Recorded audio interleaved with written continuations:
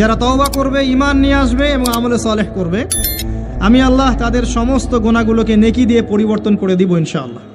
আর এক শ্রেণীর পাপ পাবেন, সেটা হলো বান্দার সাথে জড়িত। এটা আল্লাহর কাছে মাফ চেয়ে লাভ নাই। আমাকে এসে বলতে হবে ভাই আপনাকে গালি দিয়েছি, মাফ করে দেন। আমার আপনার কাছে গিয়ে বলতে হবে ভাই আপনার গীবত করেছি, আমাকে মাফ করে দেন। আপনি আরেক ভাইয়ের কাছে গিয়ে বলবেন ভাই আপনার টাকা আমি মেরে খেয়েছিলাম, টাকা নেন, শোধ করে নেন। প্রতিবেশীকে বলতে হবে ভাই জমি নিয়ে নেন, জমি আমি মেরে খেয়েছিলাম। জনগণের সামনে এসে বলতে হবে এই যে চালের বস্তা তোমাদের ছিল, আমি মেরে খেয়েছি, নিয়ে নাও। এত সহজ না।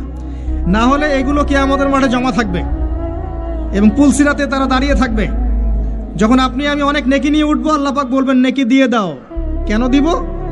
কারণ অমুককে গালি দিয়েছো, অমুকের টাকা নিয়েছো, ফেরত দাওনি, অমুকের কাছ থেকে অমুককে অপবাদ দিয়েছো, অমুকের সম্পত্তি মেরে খেয়েছো, অমুকের জমি মেরে খেয়েছো, ইত্যাদি ইত্যাদি। এখন তোমার নেকি দিয়ে ওদেরকে শোধ করো, তোমার আমলনামা থেকে নেকি